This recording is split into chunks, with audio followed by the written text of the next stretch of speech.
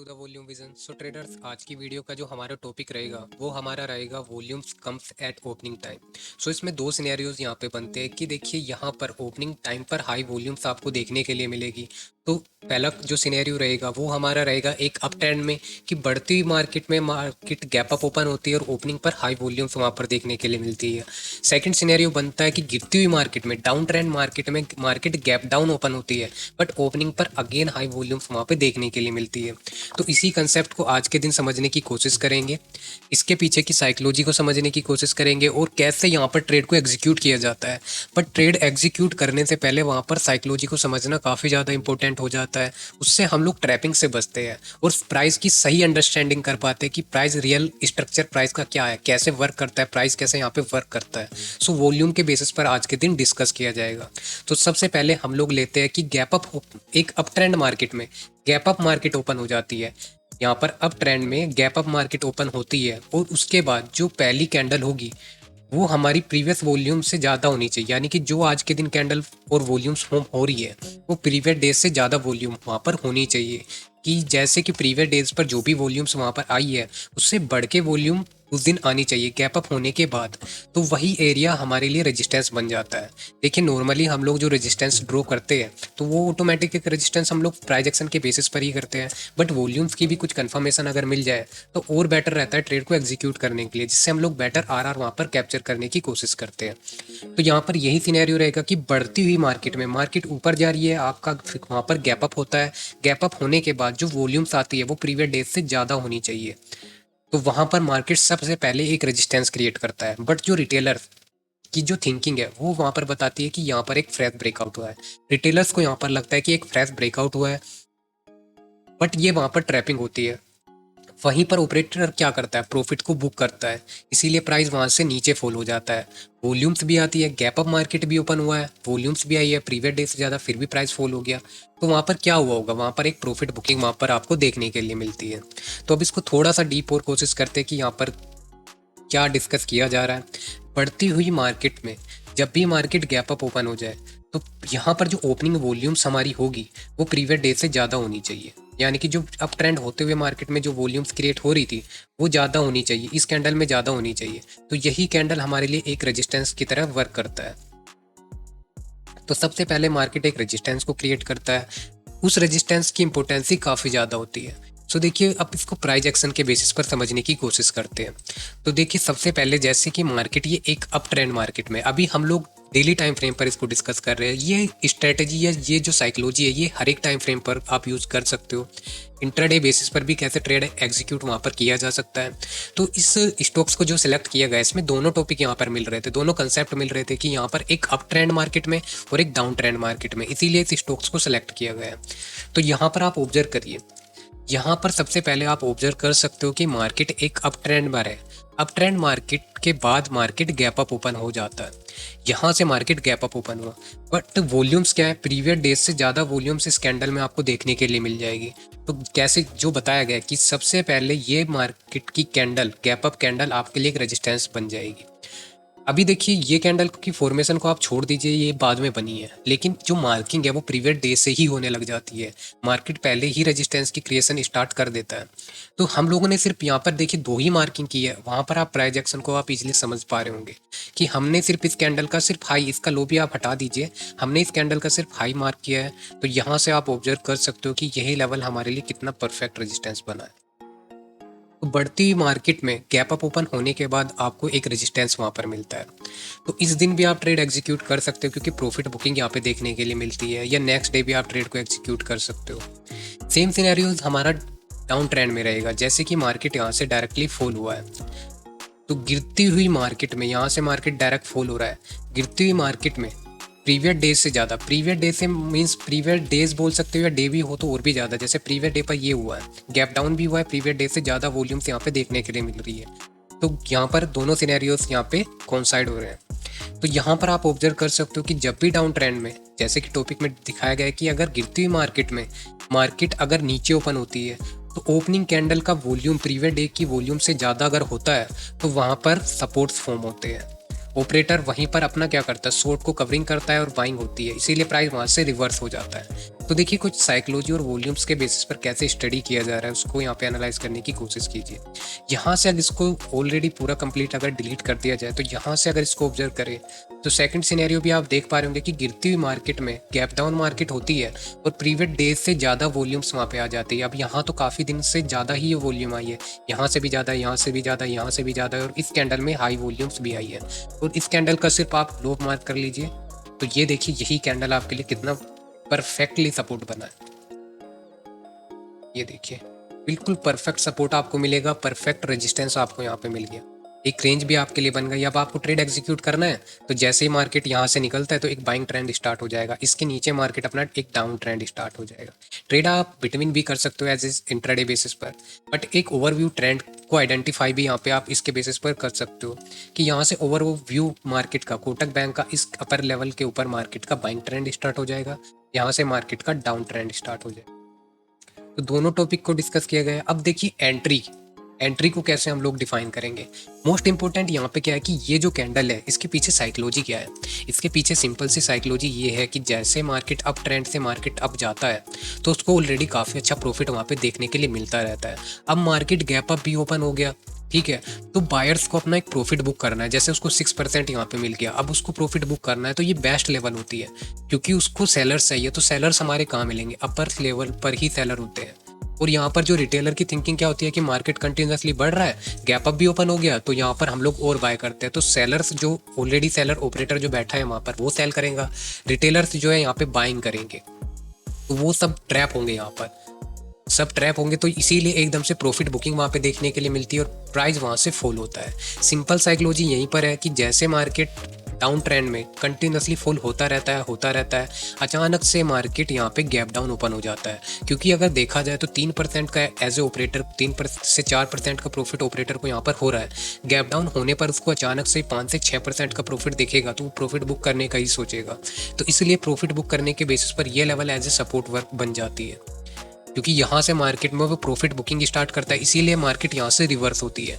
ये अभी टॉपिक मैं आपको डेली टाइम फ्रेम पे बता रहा हूँ। ऐसे ही आप छोटे टाइम फ्रेम पर भी जब इस कैंडल को और इस कैंडल को ऑब्जर्व करोगे तो आप ट्रेड एग्जीक्यूट करने में काफ़ी ज़्यादा बेटर हो जाओ। यहाँ पर देखिए यही लेवल एज ए रेजिस्टेंस आप इसको मार्क कर सकते हो। तो देखिए सबसे पहले अगर देखा जाए तो हम लोग इन दो कैंडल को ऑब्जर्व करने की कोशिश करते हैं। Let suppose market gap up open हुआ और यहाँ पर गैप डाउन ओपन हुआ, तो इसी दिन सोचिए कि हम लोगों को ट्रेड एग्जीक्यूट करना है, ठीक है। नेक्स्ट डे भी कर सकते हो, उसके बाद भी ट्रेड एग्जीक्यूट कर सकते हो, क्योंकि आप यहाँ पर रिवर्सल फाइंड आउट करोगे, यहाँ से आप लोग सेलिंग अपॉर्चुनिटीज़ को ही फाइंड आउट करोगे और सपोर्ट पर आप लोग बाइंग अपॉर्चुनिटीज़ को फाइंड आउट करोगे। सो दोनों अपॉर्चुनिटी आपके पास रहेगी, यहाँ से आप बाइंग का सोचोगे और यहाँ से सिर्फ सेल का सोचोगे। अब हम इन दो कैंडल को ऑब्जर्व करने की कोशिश करते हैं। सो सबसे पहले हम लोग 3 जुलाई की कैंडल को देखने की कोशिश करते हैं। तो छोटे टाइम फ्रेम पर जाएंगे, 3 जुलाई को मार्क करते हैं। तो यहाँ से देखिए 3 जुलाई की कैंडल को हम लोग ऑब्जर्व करने की कोशिश करते हैं। अब देखिए जैसे बताया गया कि गिरती हुई मार्केट में प्रीवियस डेज से ज़्यादा वॉल्यूम, देखिए यहाँ पर भी अच्छी खासी वॉल्यूम्स है, बट प्रीवियस डेज से ज़्यादा वॉल्यूम्स यहाँ पे गैप डाउन, ऑल सिनेरियोज वहाँ पे मिलने चाहिए। देखिए यहाँ पर गैप डाउन नहीं होता, इसमें सारी कंडीशन फुलफिल हो रही है कि यहाँ पर मार्केट क्या हो रहा है, डाउन ट्रेंड में भी है। ओवर डेली टाइम फ्रेम पर हमने ऑब्जर्व किया है कि यहाँ से क्या है, मार्केट एक डाउन ट्रेंड में चल रहा है, डाउन ट्रेंड के बाद गैप डाउन भी हो जाता है। तो यहाँ पर देखिए प्रीवियस डे से बढ़ के यहाँ पर वॉल्यूम्स आई है, तो यही कैंडल आपके लिए एज ए सपोर्ट बन जाएगी, सपोर्ट बन जाएगी। तो यहाँ पे देखिए अब अगर आप इंट्राडे बेसिस पर काफ़ी ज़्यादा परफेक्ट हो तो जैसे ही प्राइस इसके नियर आता है तो देखिए मार्केट में रिवर्सल, तो इसको तो आप यहाँ पे ट्रेड एग्जीक्यूट नहीं कर पाओगे, इतना फास्ट डिसीजन नहीं ले पाओगे। बट देखिए ये लेवल्स ट्रेड एग्जीक्यूट करना एक डिफरेंट सिनेरियोज है, बट पहले आप प्राइस को अंडरस्टैंड यहाँ पे कर पाओ, उसके बाद ही तो आप ट्रेड एग्जीक्यूट कर पाओगे। तो यहाँ पर आप ऑब्जर्व करिए कि इस लेवल की कितनी ज़्यादा इंपॉर्टेंसी है। अब इसने देखिए गैप डाउन होने के बाद सपोर्ट क्रिएट कर दिया, अब उस दिन हो सकता है आपको ट्रेड ना मिले, तो नेक्स्ट डे वेट करिए। नेक्स्ट डे क्या हुआ है, आपको सिर्फ और सिर्फ बाइंग ट्रेड एग्जीक्यूट करना है। तो इसी लेवल से मार्केट ने क्या किया, देखिए काफ़ी अच्छा सस्टेन भी हुआ, सस्टेन होने के बाद ब्रेक डाउन भी दे दिया। तो सारे रिटेलर्स को क्या लगेगा कि यहाँ से तो प्राइस फॉल होगा, अच्छा खासा इसको गिरना चाहिए, तो यहाँ से सब लोग इसको सेल करेंगे। क्योंकि देखिए अगर रिवर्सल की पॉसिबिलिटी भी है तो कैसे रिवर्स मार्केट में प्राइस हो रहा है वो आपको आइडेंटिफिकेशन होनी चाहिए। बेटर देखिए आरआर आपको यहाँ पर भी मिल जाएगा, क्योंकि यहाँ पर एक अच्छा खासा सपोर्ट ब्रेक हो रहा है, बट ये सपोर्ट ब्रेक आपका टिक नहीं पाएगा। यहीं से देखिए मार्केट रिवर्स हो गया और वॉल्यूम्स की अचानक देखिए इसी लेवल पर अचानक से इतनी ज़्यादा हैवी वॉल्यूम्स बाइंग ट्रेड को कंटिन्यू करने के लिए, तो यहीं से मार्केट कंप्लीट रिवर्स हो गया और उसके बाद मार्केट देखिए एक अच्छा मोमेंटम वहाँ पे देखने के लिए मिला। क्योंकि देखिए इसी स्टॉक्स में तो हम लोगों को सिर्फ और सिर्फ बाइंग करनी थी, तो यहाँ पर तो इंट्राडे टाइम ओवर हो गया, बट नेक्स्ट डे देखिए हमारी सपोर्ट के ऊपर आ गया है और सपोर्ट के बाद मार्केट ने अगेन नेक्स्ट डे फिर से हम लोग इसमें बाइंग अपॉर्चुनिटी को वहाँ पर फाइंड आउट कर सकते हैं। सो देखिए सबसे पहले आप प्राइस को अंडरस्टैंड करिए, फिर उसके बाद ट्रेड की क्या साइकोलॉजी रहेगी, किस लेवल पर हम लोग बाइंग कर सकते हैं, वो सब चीज़ें धीरे धीरे आपके साथ डिस्कस किया जाएगा। तो यहाँ से देखिए एक बाइंग मोमेंटम देखने के लिए मिला है। सेम जो हमारा सेलिंग साइड का सिनेरियो रहेगा वो हमारा रहेगा इस कैंडल में, जो रहेगा 24 जून की कैंडल पर। तो 5 मिनट पर जाते हैं, 24 जून को यहाँ पे मार्क करते हैं। तो यहाँ पर आप ऑब्जर्व करिए कि यह लेवल हमारे लिए एक इम्पोर्टेंट रेजिस्टेंस बन जाता है। अब देखिए 24 को आप मार्क करोगे तो प्रीवियस डे से यहाँ पर देखा जाए तो प्रीवियस डे से बढ़ के वॉल्यूम्स यहाँ पे आई है 23। ये देखिए इस कैंडल से बढ़ने के बाद गैप अप मार्केट ओपन हुआ और वॉल्यूम्स भी प्रीवियस डे से ज़्यादा है। तो यही लेवल आपके लिए एक रेजिस्टेंस बन जाएगी। अगर इस यहाँ पर देखिए ये तो डेली टाइम फ्रेम के बेसिस पर है, तो इसको हम लोग हटा देते हैं। अगर आप इंट्राडे बेसिस पर ट्रेड एग्जीक्यूट कर रहे हो तो यहाँ पर आप देख सकते हो इस कैंडल का हाई आप मार्क करिए। यहाँ से आप ऑब्जर्व करिए कि यहाँ से हुआ क्या है, मार्केट को यहाँ से फॉल होना चाहिए था। तो देखिए मार्केट ने यहाँ पे किया क्या है, मार्केट यहाँ से आपका फॉल ही होगा, क्योंकि आपको यहाँ पे ट्रेंड डिसाइड है कि आपको सिर्फ और सिर्फ सेलिंग अपॉर्चुनिटीज़ को ही यहाँ पे फाइंड आउट करना है। तो ये लेवल हमारे लिए एक इम्पोर्टेंट रेजिस्टेंस बनेगा। तो उस दिन नहीं हुआ, उस दिन रेजिस्टेंस नहीं बन पाया, बट उसके बाद यही लेवल बार बार आपके लिए रेजिस्टेंस की तरह वर्क करेगा।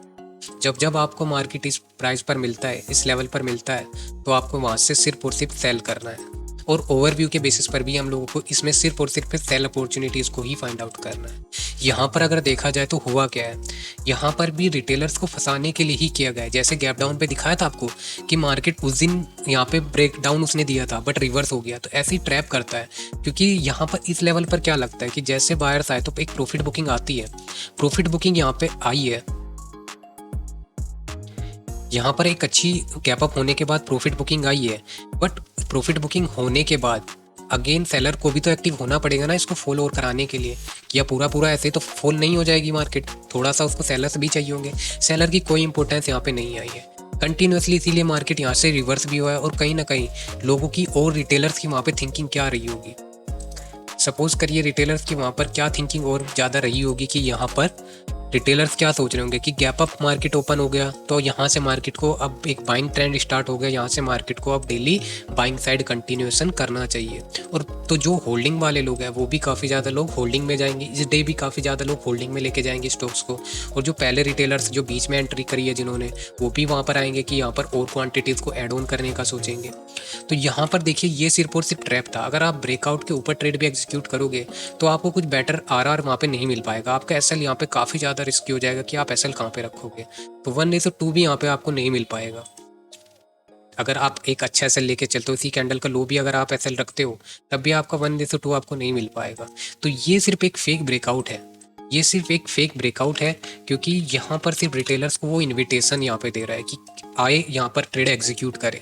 तो रिटेलर जो इंट्राडे बेसिस पर ट्रेड लेंगे वो भी ट्रैप होंगे, जो होल्डिंग्स और स्विंग ट्रेडिंग करते हैं वो भी वहाँ पर ट्रैप होंगे। तो ये स्ट्रेटेजी एज ए स्विंग और इंट्राडे बेसिस पर दोनों में आप यूज़ कर सकते हो। यहीं पर देखिए मार्केट सपोर्ट लिया, सपोर्ट लेने के बाद अगर ये रियल ब्रेकआउट होता, लेट सपोज ये रियल हो भी सकता था, तो इसको ब्रेकआउट के बाद रीटेस्ट करना आना चाहिए और रीटेस्ट के बाद अपने जो प्रीवियस स्विंग है, जो इंपॉर्टेंट स्विंग है, उसको ब्रेक करना चाहिए। अब इसने ब्रेकआउट के बाद ये स्विंग्स लगाया है, इस स्विंग्स के बाद ये मार्केट अब तो गया लेकिन इस स्विंग को ब्रेक नहीं कर पाया, तो ये हमारा ब्रेकआउट फेलियर ब्रेकआउट माना जाएगा।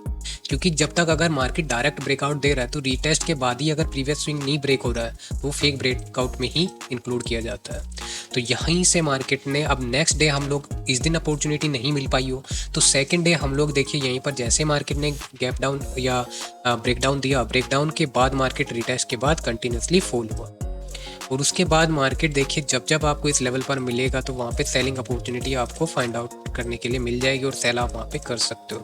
तो यहाँ पर एक विज़न बन जाता है कि यहाँ पर सेल करना है on rise, sell on rise करते हुए चलना है हम लोगों को, सेल ऑन राइज करते हुए चलना है। जब भी मार्केट ऊपर जाएगी तो सेल ऑन राइज करते चलिए आप।